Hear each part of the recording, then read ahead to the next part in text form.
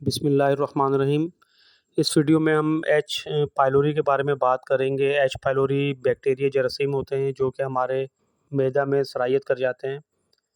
अगर ये जरासीम बैक्टीरिया ज़्यादा एक्टिव हो जाए तो स्टमक और हेल्थ के बहुत सारे मामलात बिगड़ जाते हैं। बहुत से लोगों में ये बैक्टीरिया उनके स्टमक में पाए जाते हैं मगर उनमें इतने एक्टिव नहीं हो पाते क्योंकि उनकी इम्यूनिटी इनको ज़्यादा एक्टिव नहीं होने देती, जिसकी वजह से कोई अलामत ज़ाहिर नहीं हो पाती और ये बैक्टीरिया डीएक्टिवेट होकर ही उनके स्टमक में पड़े रहते हैं।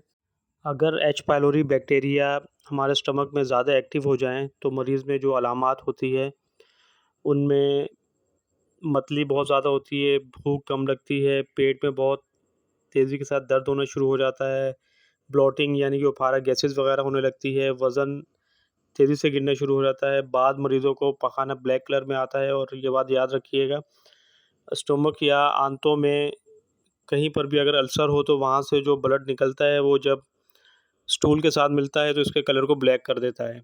और अगर अल्सर हो जाए तो ये बैक्टीरिया इस मकाम पर ज़्यादा एक्टिव होकर अल्सर को मज़ीद ख़राब कर देते हैं। और ये भी याद रखिएगा कि अल्सर अगर हो जाए और साथ में एच पाइलोरी भी हो तो ऐसा मरीज़ बहुत ज़्यादा कैंसर रिस्क के ऊपर चल रहा होता है। एच पाइलोरी की सबसे बड़ी वजह तेज़ाबियत वाली फ़ूड का इस्तेमाल करना है। एसिडिटी वाली फ़ूड का इस्तेमाल आजकल हमारे माशरे में बहुत ज़्यादा हो रहा है, जैसा कि junk food, fast food, barbecue items, burgers, cold drinks का इस्तेमाल, चने की दाल, गोभी अचार, खट्टी-मीठी चटनियाँ और केचप वगैरह का इस्तेमाल हमारे माशरे में बहुत ज़्यादा होता जा रहा है।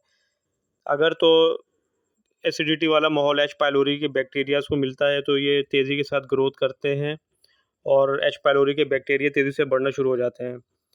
लेकिन अगर इन बैक्टीरियाज़ को अगर ये हमारे स्टमक के अंदर मौजूद है लेकिन एसिडिटी वाला माहौल नहीं मिल रहा, तो इनकी ग्रोथ रुक जाती है और ये डीएक्टिवेट होकर हमारे स्टमक के अंदर पड़े रहते हैं और कोई इसके सिम्पटम्स वगैरह ज़ाहिर नहीं हो पाती हैं। इसकी एक और वजह मयारी पानी का ना मिलना है। जो भी पानी मिले बहरहाल कोशिश करें कि उबाल कर ही इस्तेमाल करें। एक वजह इसकी सड़े हुए फल सब्ज़ी का इस्तेमाल भी एच पाइलोरी का सबब बन जाते हैं। एच पाइलोरी से मुतासरा मरीज़ों के पास बैठने, उनके साथ खाना खाने से भी एच पाइलोरी हो जाता है। एच पाइलोरी को मेडिकली डायग्नोज़ करने के लिए 4-5 किस्म के टेस्ट किए जाते हैं। पहले नंबर पे तो ब्लड टेस्ट होता है। अगर ब्लड के अंदर एच पाइलोरी एंटीबॉडीज़ मौजूद हैं तो ब्लड टेस्ट से भी डायग्नोज़ हो जाता है। इसके अलावा एक और टेस्ट है जिसे हम स्टूल एंटीजन कहते हैं। इसमें मरीज़ के स्टूल के ज़रिए तशख़ीस की जाती है। एक और टेस्ट है जिसे यूरिया ब्रीथ टेस्ट कहते हैं और इसको शॉर्ट फॉर्म में यूबीटी भी कहा जाता है। इससे भी एच पाइलोरी की तशख़ीस हो जाती है।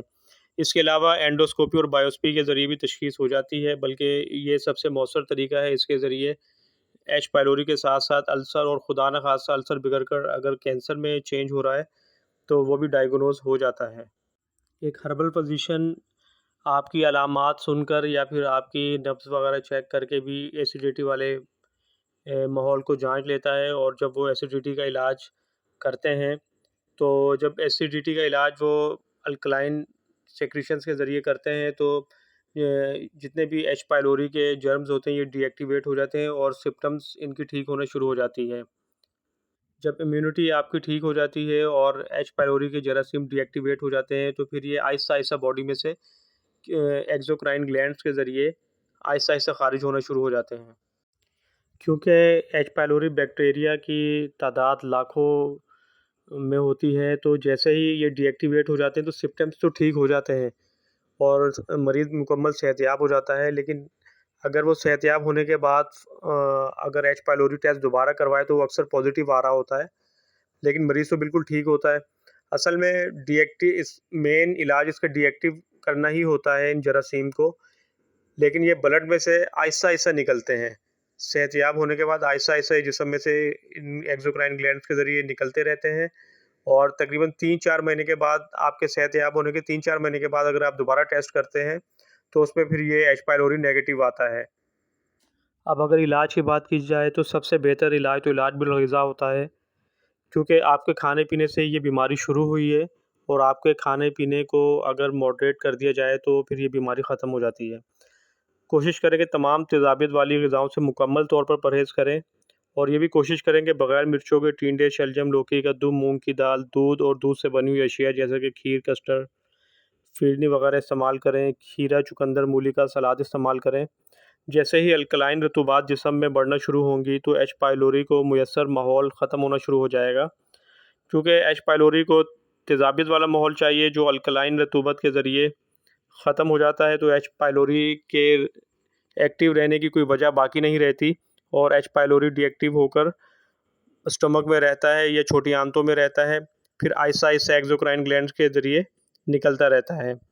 अगर हर्बल मेडिसन की बात करें तो जितनी भी अद्वियात तेज़ाबियत को रफ़ा करने के लिए इस्तेमाल होती है, मसलन जवारश, तबशीर, हल्दी, मुलट्ठी, सौंफ के मुरक्कबात वगैरह बेहतर होते हैं, मगर ये एक जनरल सा फार्मूला है। सेल्फ मेडिकेशन आप कभी भी ना करें।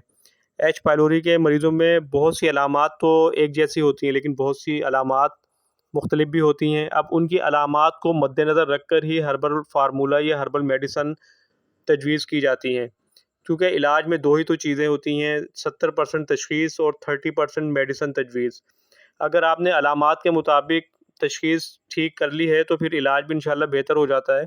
मिसाल के तौर पर एक एच पाइलोरी का मरीज़ है जिसको मोशन वगैरह नहीं होते, सिर्फ़ गैस, कब्ज़ का मसला है, भूख नहीं लगती, खाना-पीना ठीक नहीं है और वज़न उसका गिर रहा है। एक को ये प्रॉब्लम है। दूसरा जो है उसको गैस का प्रॉब्लम भी है और खाना हज़म नहीं हो रहा है, भूख कम लग रही है, लेकिन साथ में मोशन भी बहुत ज़्यादा है।